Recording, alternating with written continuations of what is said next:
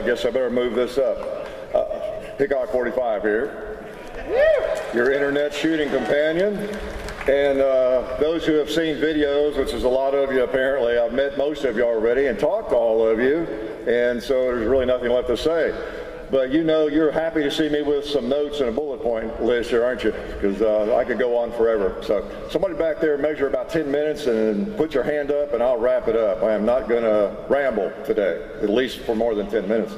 It's great to be here. I just, when I heard about it, John contacted me. I thought, you know what, that sounds like it's going to be a great rally, and I think I'll just drive down there, take a road trip, get away from my wife and John and everybody I know, and just come down here for a break, and it's been really good.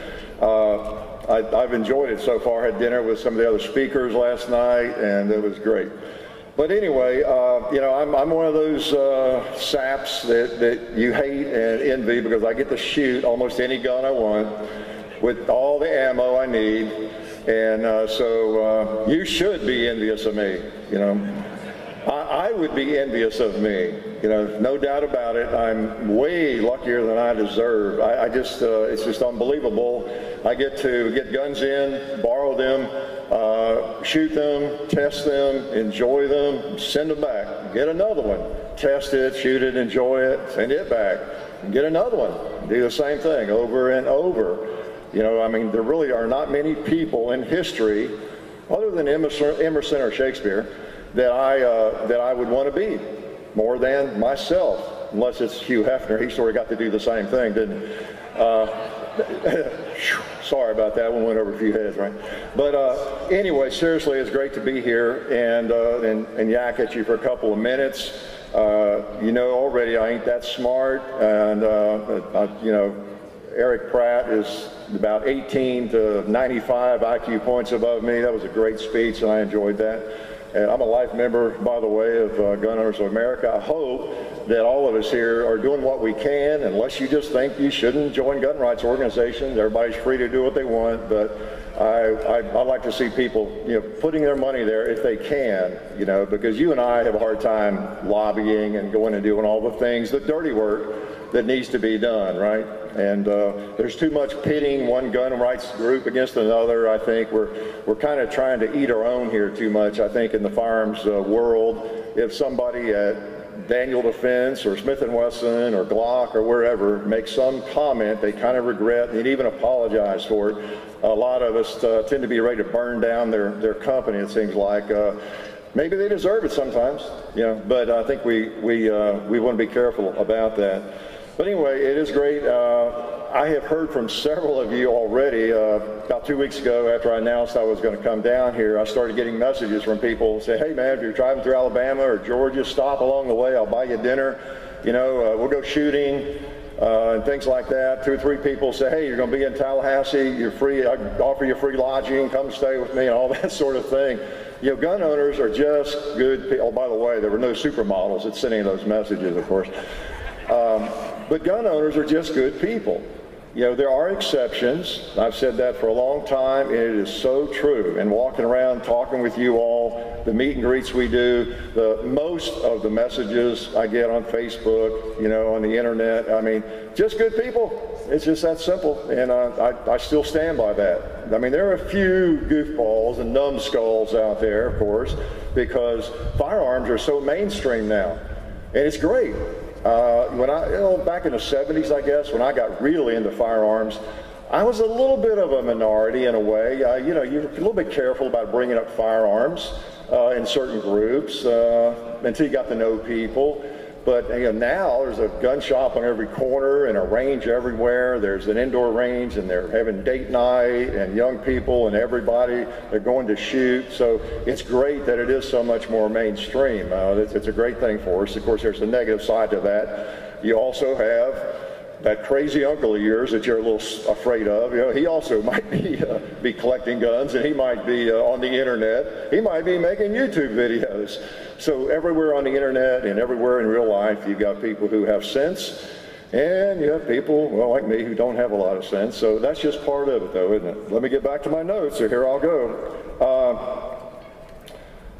So anyway, I'm just going to make a couple of points. One is, of course, what we're doing today is we're kind of speaking to the choir, but that's what we have to do. We want to energize people. We want to help people stay motivated, unified, and that kind of thing. Gather all of us of like mind, mostly of like mind, and just kind of see where we are, talk about some of the important issues, and present hopefully a good face for the press, which is often quite negative about us, isn't it? So that's a good thing.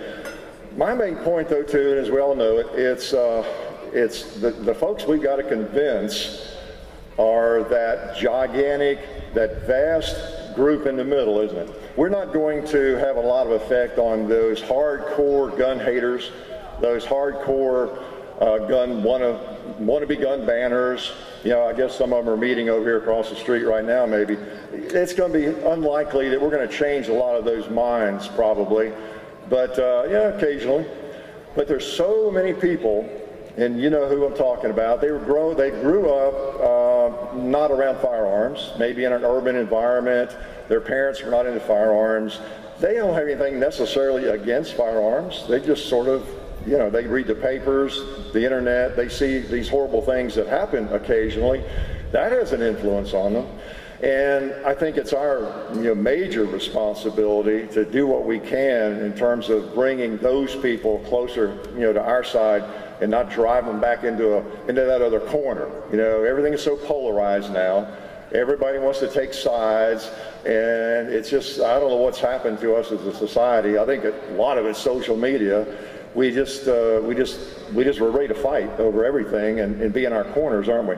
But we've got to be mindful, I think, of those people in the middle, however you classify that middle. There's a large range of folks there, and it's up to us to set a good example.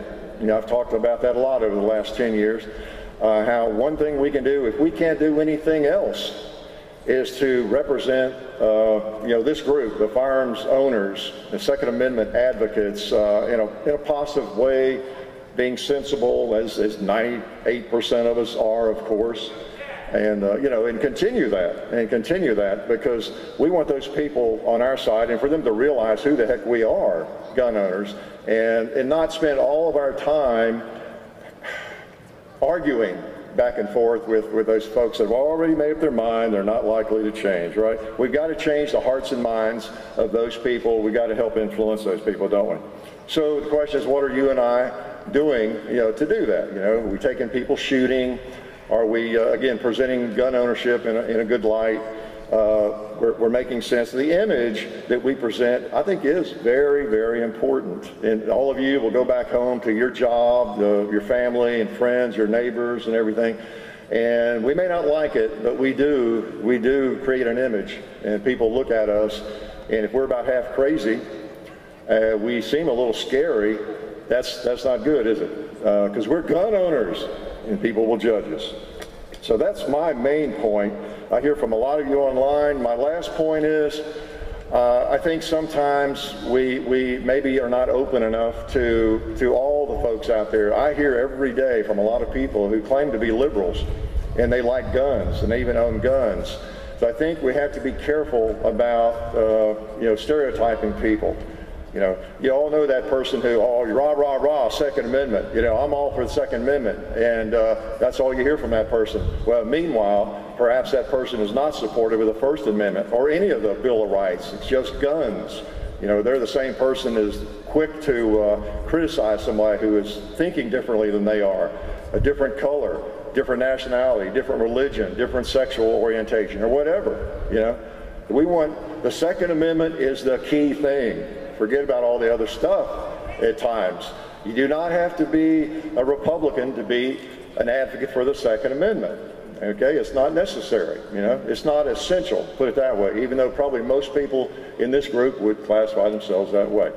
So I'll finish with, again, just shoot as much as you can, go home, go to the range, shoot, and enjoy it. That's what I'm going to do, because you know what I'm going to say, life is good.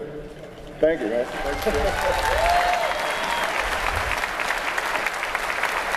Hickok45. Hey, I'm 6'3". This mic is about way over here. Wow. Talk about tall guys, huh? Our next speaker is Pastor Terry Howell. You already heard Pastor at the invocation, so we already know he's an inspiring speaker.